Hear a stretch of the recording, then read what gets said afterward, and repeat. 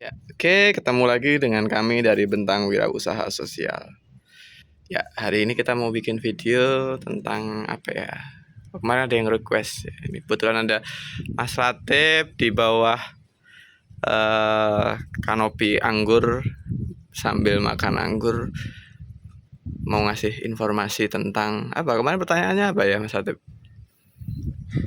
Kemarin Ada yang ada request yang apa? tanya tentang bagaimana menentukan harga ketika selada pasar turun gunung Ya, atau stok melimpah. gimana tuh? Kan butuh strategi khusus apa enggak untuk selada hidroponik? Begini, jadi selada hidroponik itu akan selalu kan berdampingan sama produk-produk hasil pertanian konvensional. Selalu akan berdampingan. Yang konvensional dengan harga yang seperti kita tahu, dan hidroponik dengan harga yang relatif lebih tinggi karena ada biaya-biaya tadi yang uh, bisa dilihat dari listrik, pegawai, kemudian nutrisi dan lain sebagainya. Jadi pasti ada selisih HPP di situ.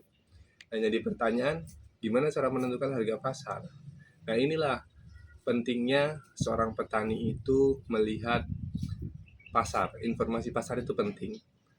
Kalau misalkan teman-teman ini memperhatikan video kita dari bawah sampai atas, menyimak gitu, dan ingat, saya pernah menyampaikan bahwa eh, komoditas barang-barang sayur dari gunung itu akan melimpah pada bulan Januari akibat dari limpahan mereka nanam untuk persediaan tahun baru. Januari pasti melimpah.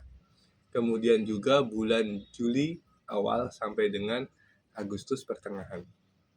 Ini stok barang-barang sayur dari gunung harganya pasti akan anjlok karena melimpah. Supply dan demand-nya tidak seimbang. Ini yang perlu diperhatikan karena kita ini sebagai barang substitusi ya, hidroponik saat ini masih substitusi. Nah, kita ini di sini perlu strategi. Kalau bulan Januari sampai dan juga bulan Juli sampai Agustus kita turunkan rotasi panen kita. Semuanya kita atur lagi. Jadi perlu dijaga. Ingat bulan Januari sama bulan Juli sampai Agustus. Itu yang perlu kita perhatikan. Lalu apakah kita barangnya akan turun? Nah, ini yang perlu juga dilihat. Teman-teman kan hukum ekonomi ya. Ketika barang yang ditawarkan itu banyak, sedangkan permintaannya sedikit, maka harga pasti akan anjlok karena ada kelimpahan barang di situ. Sedangkan kalau misalkan barangnya sedikit tapi penawaran di pasar melimpah, akan terjadi kelangkaan, maka barangnya akan tinggi. Itu hukum pasar. Dan ini terjadi ketika petani-petani konvensional itu tidak mengatur rotasi panen dia, akan ada momen seperti ini melimpah. Karena cuaca di bulan itu ya relatif bagus memang. Tapi ini bisa kita siasati. Kalau misalkan kasusnya selada, bulan Juli sampai Agustus dari petani itu bisa menyentuh harga Rp500 per kilogram. Bahkan bisa menyentuh, udah dikasih aja gitu. Itu yang ditanam di tanah ya. Ya. Tapi kalau misalkan kasusnya begitu, nah kita ngelihat juga di pasar. Di pasar itu padahal harga seladanya masih menyentuh harga di 10 sampai 15 ribu. Jadi yang anjlok itu adalah di petaninya karena tengkulaknya nggak mau ngambil, tengkulak nggak mau rugi. Tengkulak itu kan dia ngambil untung dari apa? Dari selisih tadi, biaya distribusi dari yang di gunung dijual ke kota. Selisih harga ini yang diambil. Nah, kalau misalkan dia nyetok barang, dia nggak mungkin mau barang itu rusak. Oke? Karena sayur itu barangnya rusak, mereka nggak mau ngambil spekulasi, barang diambil lakunya seminggu lagi sayurnya udah keburu busuk. Nah, itu yang mereka nggak mau. Jadi mereka ya harganya anjlok-anjlokan. Tapi ketika di pasar padahal harganya masih di angka 10 sampai 15 ribu. Sedangkan hidroponik kita memangkas biaya distribusi yang panjang ini. Hidroponik itu tidak mengenal tengkulak. Jadi kita sesama teman karena kita masih minoritas lah, saling membantu antara teman. Nah, di situ itu karena biaya distribusi yang panjang yang kita potong, kita langsung bisa ke end konsumen. Nah ini tinggal kita main apa namanya, ya diskusi-diskusi ringan lah sama ownernya gimana caranya, atau ikat mereka dengan kontrak. Oke, jangan jatuhkan harga. Yang paling penting menurunkan harga itu gampang, tapi dampaknya ke depan. Ketika kita udah turun, mau naik lagi itu susah. Oke, nah jadi mending kalian hitung HPP-nya, kemudian sudah dihitung, ya tambahlah error 10% atau 15% untuk kalkulasi tadi ketika harga jeblok dan lain sebagainya. Nanti kan ketemu tuh kan harga 20.000, ya udah ikut kontrak 20.000, mau mahal mau murah harga segitu. Untuk BWS sendiri, kalau misalkan dengan manajemen yang bagus, selada itu satu tanaman nggak nyampe Rp1.000. Nah jadi kan bisa dihitung sendiri ya, apakah kita rugi atau tidak. Nah itu kan bisa sesuai dengan kemampuan petaninya. Jadi jangan pernah menjatuhkan harga barang kita. Ingat, barang kita dikatakan mahal ketika value dari barang itu tidak tersampaikan dengan baik kepada konsumen. Oke, jadi jangan takut harganya kemahalan atau tidak ya, walaupun barang kita barang substitusi. Mungkin pertanyaan itu muncul bagi petani-petani yang memang dia belum punya pasar sendiri ya, kemungkinan cuma punya 1 atau 2 meja. Itu kan biasanya memang untuk mengatur rotasi tanam seperti petani besar susah. Jadi dia biasanya mungkin panen 2 minggu sekali atau sebulan sekali. Nah tiba-tiba pas panen ngepasi lagi rame-ramenya selada konven panen raya. Nah itu gimana itu? Nah itulah, ini juga jadi persoalan PR kita yang kita hadapi di Jogja. Jadi untuk selada di Jogja itu kisaran harga jualnya ya yang sehat itu 18 sampai 25.000 per kilogram yang sehat.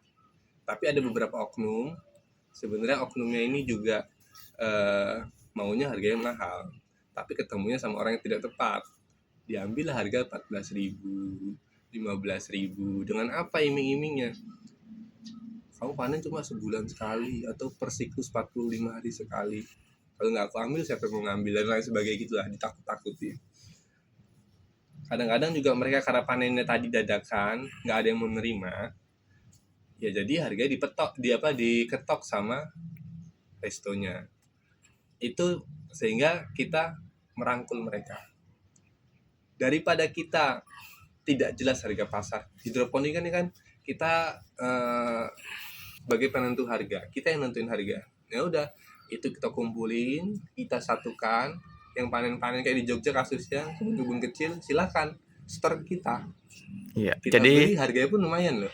Jadi pada prinsipnya ya sama kayak orang jualan.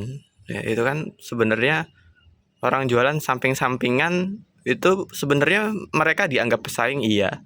Tapi justru di sisi lain justru dia juga seperti ya rekan ya. Malah jadi klaster. Sama kayak misalnya pasar. Kenapa pasar itu rame? Padahal yang jualan banyak. Sedangkan bisa jadi ada toko yang dia sendirian tapi malah nggak laku ya. Jadi ya salah satu pesan dari video ini itu salah satunya yaitu membangun relasi ya. Dan jangan saling menghancurkan. Memang benar dijual harga 12.000, 13.000, untung nggak Mas Ratib? Untung, laku. Tapi kenapa bisa jual 12.000, 15.000 kalau bisa jual harga 17 sampai harga 25.000, ya kan? Ya, itu. Padahal itu tidak menjatuhkan yang lain loh. Malah itu membantu petani yang lain untuk bisa percaya diri dan bisa profitable. Sama tadi pesannya Mas Ratib yang cukup bagus. Ya, kita harus bisa menyampaikan value dari produk kita itu memang jauh lebih bagus dari selada konvensional. Ada di video sebelumnya, kalau kalian perhatikan video tentang perbandingan antara selada konvensional dan selada hidroponik. Nah ya, kalau kita bisa menjelaskan perbedaannya ya, perbedaan kualitas, perbedaan jumlah bagian yang bisa digunakan, ya ujung-ujungnya sebenarnya harga selada hidroponik itu ya kalau dibilang mahal secara keseluruhan kalau dilihat itu ya enggak juga dengan kualitas yang lebih bagus. Nah, itu ada lagi nggak Mas Ada Atip? lagi. Ini jadi ya.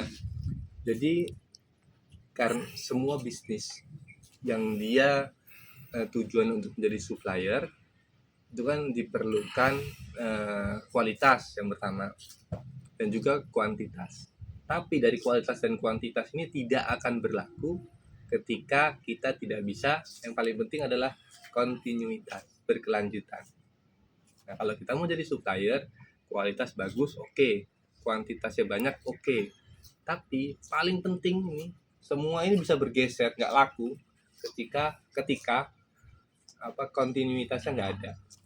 Berarti kalau buat yang belum bisa jaga kontinuitas, cari rekan yang memang bisa membantu dalam proses pemasaran. dia. Salah satunya Kita ya dari hubungi BWF. nanti untuk di Jogja, oke?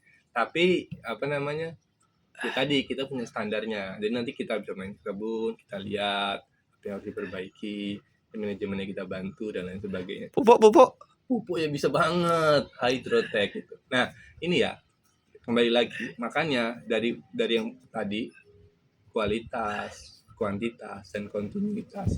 Maka semua bisnis itu untuk menjadi bisnis, kata bisnis ya, bukan hobi, bukan rumah tangga, itu memiliki nilai minimum bisnis. Nah, untuk di hidroponik, kalau mau lebih tahu, silakan nanti hubungi kita ya. Nanti bisa kita bantu kok. Oke? Nah, sama terakhir Mas Atip. Apa itu? Kan sering ya kita lihat dan rame biasanya. Kalau lagi panen raya itu petani saking dia emosinya, dia sampai buang produknya. Kira-kira kalau banyak orang yang komen itu pasti sayang kenapa nggak dibagiin. Dari hukum ekonomi ini Mas Atip ini gini-gini S2 ekonomi ya. Jadi sesuai kapasitasnya untuk menjelaskan. Kira-kira sebenarnya esensi dibalik kegiatan itu tuh apa sih Mas Atip? Apa itu tindakan yang bodoh atau gimana? Nah, ini kalau misalnya kita melihat dari sisi kacamata umum ya, itu tindakan yang mubazir kacamata umum. Tapi kalau kita lihat dari kacamata ekonomi tadi, itu untuk menyeimbangkan antara demand dan supply. Ketika bisnis ini sudah besar, oke, itu kita menyeimbangkan antara demand dan supply. Ketika nanti misalkan panen raya harganya anjlok itu nggak sampai 0 ya. Anjlok itu misalkan dari 10.000 jadi 2.000. Nah, kemudian hasil panen itu malah kita bagikan ke orang-orang.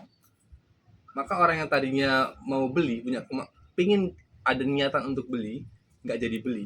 Tambah harganya anjlok. Ya. Jadi permintaannya makin nggak ada. Suplainya ada, permintaan barangnya tidak ada. Jadi gampangnya begitu. Nah, kasusnya bagaimana kalau misalkan kayak gitu? Maka solusinya adalah satu, kita saya bukan ini tapi ya bukan program yang itu hilirisasi, bukan. Jadi memang semua produk yang mudah rusak itu pasti punya nilai barang jadinya. Contoh, tomat yang sering dibuang-buang, barang jadinya apa? Lempar ke perusahaan, bisa jadi saus. Anggur nanti bisa jadi kismis barang jadinya, atau ya jadi apa, manisan, minuman, semuanya itu bisa begitu. Dan itu kan ditahan lama, itu yang bisa diolah. Tapi kalau misalkan kasus udah besar, kalau misalkan kayak teman-teman tahu kayak di dunia ayam ya, orang yang punya usaha ayam, saya pernah dapat cerita, mereka itu tiap hari bisa ngebunuh ribuan ekor. Untuk apa? Tadi menjaga supply dan demand. Oke. Supply dan demand ini harus selalu bersandingan untuk menciptakan pasar yang sempurna. Ada hukum ekonomi, supply it create own demand.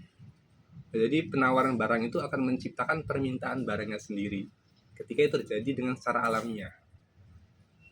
Oke. Tapi kalau misalnya ada yang tumpang tindih, nggak seimbang, nah ini jadi masalah. Jadi membuang barang tadi itu kalau di sisi secara makro itu benar. Kalau yang di sisi dari mungkin dari skup kecil itu mubazir. Tapi kalau misalkan mau dibagiin, bisa dibagikan ke tempat-tempat yang membutuhkan. Kayak pondok pesantren yang sekarang banyak tuh pondok pesantren yang kurang makan, panti asuhan dan lain sebagainya.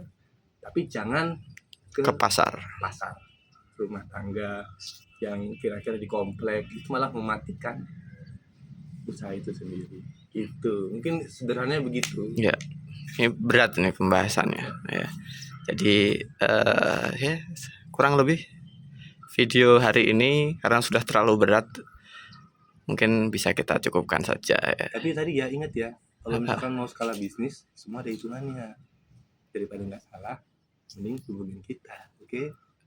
Emang BWS sekarang pelayanannya apa aja Mas Latif? Nutrisi, instalasi, terus ya pemasaran produk, dan penjualan juga ya. Sama? Pemasaran itu untuk orang-orang yang mau beli. Dan yang sekarang baru apa? Ini lagi diproses. Ini dia. Anggurnya dari mana? Itu dilihat itu. Wah, sebelumnya ini sekarang nih sudah panen. Oke. Sama satu lagi, kalau misalkan butuh narasumber bisa kontak-kontak aja langsung. Ya, tentang pertanian. Oke. Yang perlu diingat lagi nih, nanti takutnya orang-orang itu kemarin seperti kita lagi misi pengabdian, orang-orang tuh kadang-kadang takut bahwa petani hidroponik itu mahal. Padahal sesuai dengan data statistik ya, petani di Indonesia bisa dibuktikan itu umur rentannya adalah 45 sampai 65 tahun. Petaninya umur segitu. Ketika mereka tidak ada, kita mau makan apa? Kita makan dari petani. Maka petani adalah pekerjaan yang mulia.